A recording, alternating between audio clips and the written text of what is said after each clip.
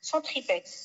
Si par contre on a une atteinte localisée du limbe, la migration va se faire de manière circonférentielle par les cellules adjacentes, puis va se produire la cicatrisation de la cornée centrale. Le risque en cas d'atteinte périphérique, c'est la survenue d'une insuffisance limbique. Donc, le stroma cornéen va passer par deux phases. D'abord une phase de détertion, puis de réparation. Il va y avoir une libération de cellules détruites par les cellules détruites de radicaux libres, d'histamine, de prostaglandine, de leucotriène, ce qui va avoir donc un risque de réaction inflammatoire, puisque c'est donc les prostaglandines, les leucotriènes et l'histamine sont pro-inflammatoires. Il va y avoir donc un afflux de polynucléaires et de cellules mononucléées. Et les polynucléaires vont libérer des métalloprotéinases qui vont entraîner une dégradation du collagène. Selon l'agent responsable, les lésions peuvent être de sévérité variable. Les acides forts, notamment les liquides de batterie ou des produits d'entretien des piscines, certaines lessives, vont entraîner une coagulation des protéines, ce qui va avoir un rôle de tampon chimique. Donc les lésions vont être d'emblée maximales, mais elles sont superficielles. C'est-à-dire que le produit va être, la pénétration du produit va être stoppée par cette coagulation de protéines et on va avoir des lésions qui peuvent être étendues en superficie, mais qui vont toucher uniquement les couches superficielles. À l'inverse, les bases fortes qui peuvent se voir dans la soude de l'ammoniac sont lipophiles et vont entraîner donc une saponification des acides gras des membranes cellulaires et vont donc détruire les cellules de l'épithélium et pénétrer plus profondément vers le stroma et l'endothélium. Ils vont entraîner une dénaturation de la trame collagène et des glycosaminoglycanes. Et même après l'arrêt de l'exposition, la solution peut continuer à entrer en profondeur dans l'œil. L'atteinte de la chambre antérieure en l'absence de lavage peut se faire en 5 à 15 minutes, ce qui peut entraîner des dommages de l'iris, du cristallin, de l'encre iridocornéen et du corps ciliaire. Il va y avoir aussi une diminution de la quantité d'ascorbate, d'acide ascorbique dans l'humeur aqueuse et libération par la cornée lésée de métalloprotéinases qui vont entraîner une ulcération et une nécrose et de cytokines inflammatoires. Alors, sur le plan clinique, les signes fonctionnels sont bruyants. On va avoir des signes irritatifs avec douleur, photophobie, larmoiement, blépharospasme, sensation de corps étranger, rougeur oculaire et baisse de l'acuité visuelle. Alors, sur le plan clinique, il existe des classifications des brûlures de la surface oculaire dont le but, c'est d'avoir une évaluation simple et de pouvoir reproduire et reproductible, de pouvoir donc suivre l'évolution clinique au fil des jours et d'établir un pronostic fonctionnel. La classification la plus utilisée est celle de Roper-Hall qui classe en 4 grades. Grade 1 avec atteinte épithéliale pure, pas d'opacité cornéenne, pas d'ischémie limbique et ce grade est d'excellent pronostic. Le grade 2 avec atteinte modérée de la cornée, une ischémie limbique entre 120 et 180 degrés, il est aussi de bon pronostic. Le grade 3 où on a une cornée trouble avec des tailles de l'iris non analysables et une ischémie entre 120 et 180 degrés du limbe, le pronostic est réservé. Et le stade 4 où la cornée est totalement opaque, on n'arrive plus à voir l'iris avec une ischémie limbique de plus de 180 degrés et ce grade est de mauvais pronostic. Il existe une nouvelle classification de Dua qui permet d'étudier l'atteinte limbique et l'atteinte conjonctivale et elle classe donc la brûlure en 6 grades avec un pronostic donc, qui va de très bon à très mauvais. Et l'atteinte limbique est en fonction des cadrans horaires touchés, de 0 heure jusqu'à la moitié donc de la circonférence limbique. Et l'atteinte conjonctivale en pourcentage va permettre donc d'établir un pronostic. Alors, le grade 1, absence d'atteinte limbique ou conjonctivale, le pronostic est excellent. Le grade 3, atteinte de moins de 3 cadrans horaires et de moins de 30% de la conjonctive. Ces deux grades sont superposables à la classification de Roper-Hall. Et ensuite, donc le grade 3, il reste quand même de bons pronostics, mais risque de passage vers le grade 4. Le grade 5 et 6 sont de pronostics très mauvais.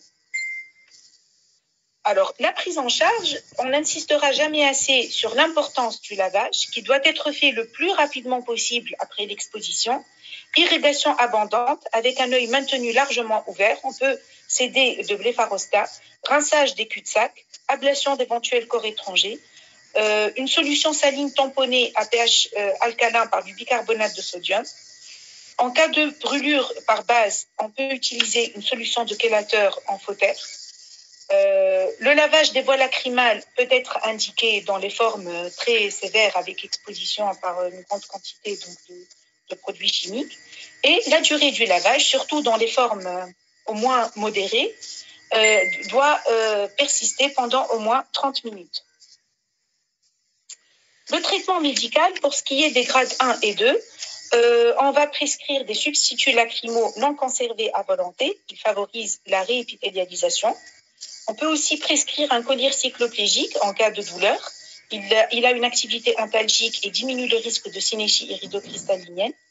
En cas d'ulcération, on va prescrire un collyre antibiotique à large spectre et des antalgiques féroces. Pour les grades 3 et 4, une hospitalisation est nécessaire. Elle permet d'optimiser l'observance des traitements locaux. On va donner les mêmes médications que pour les grades 1 et 2, mais en cas de douleur importante, les antalgiques sont préférés par voie intraveineuse. Pour les substituts lacrymaux, on va privilégier l'hyaluronate de sodium. Il améliore la mouillabilité de surface et l'adhérence du film lacrymal et préviendrait la fibrose conjonctivale. À ce stade, on va prescrire des corticoïdes locaux en administration initialement horaire. Ils évitent une destruction secondaire des tissus. Ils ont un effet anti-inflammatoire, diminuent le chimiotactisme des cellules inflammatoires et stabilisent les membranes cellulaires et l'isosomial des polynucléaires. La vitamine C topique, ou à défaut donc par voie orale, mais l'association des deux n'a pas de bénéfice, présente une action antioxydante pour limiter l'action des radicaux libres qui sont libérés lors de l'agression et agit comme cofacteur de la synthèse du collagène. Les tétracyclines peuvent aussi avoir un effet, mais ils doivent être prescrits par voie générale. Ils agissent par leur action anti-collagénase. Les lentilles de contact, on peut prescrire des lentilles souples hydrophiles à haut dK. L'avantage, c'est qu'elles permettent une bonne oxygénation de la cornée et ont un effet pansement. Elles présentent également un effet antalgique. Elles peuvent aussi améliorer la réépithélialisation de la cornée, mais il faut toujours avoir à l'esprit le risque infectieux qui est inhérent au port de lentilles. La greffe de membrane amniotique peut être indiquée à partir du grade 4. La face épithéliale vers le bas va permettre un contact entre les facteurs de croissance avec les cellules limbiques encore vivantes. La barrière vis-à-vis des cellules immunitaires va entraîner une diminution de la réponse immunitaire, une inhibition de l'expression d'interleukines et une production de protéines anti-angiogéniques. La greffe de membrane amniotique présente un effet antalgique puissant et aide à préparer un terrain favorable pour la greffe de limbe. D'autres traitements peuvent être proposés, notamment pour prévenir l'insuffisance limbique. On peut proposer un débridement de l'épithélium conjonctival en cas de brûlure modérée à sévère. Ça permet de prévenir en une certaine mesure donc l'apparition d'une ischémie limbique. La plastie ténonienne peut être indiquée dans les grades 5 et 6 de la classification de Dua et elle consiste à rapprocher au limbe des lambeaux ténoniens afin de rétablir une vascularisation pour éviter la perforation sclérale. Elle n'empêche pas la constitution d'une insuffisance limbique, mais permet au moins de limiter les dégâts et permettre de réaliser secondairement une greffe de limbe. Donc, pour récapituler, le premier traitement correspond donc au lavage abondant en urgence. Ensuite, on réalisera un examen initial. Dans les grades 1 et 2, on va prescrire donc des agents mouillants, des cycloplégiques, un collyre antibiotique à large spectre. Pour le grade 3, donc également un traitement médical seul, puis on va réévaluer. Pour les grades 4, 5 et 6, on va hospitaliser, donner un traitement médical avec donc, des cycloplégiques, antibiothérapie à large spectre, les antalgiques par voie générale, et on va associer des corticoïdes et de la vitamine C.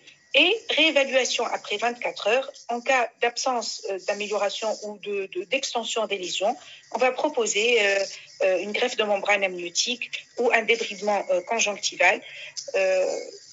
Voilà, pour éviter l'apparition de d'ischémie limbique. Puis on va réévaluer après la phase aiguë et proposer une autogreffe ou allogreffe limbique ou d'autres traitements qui vous seront détaillés par Dr Boukeli. Voilà, je vous remercie. Voilà. Merci, Dr Boukeli. C'est d'être brève.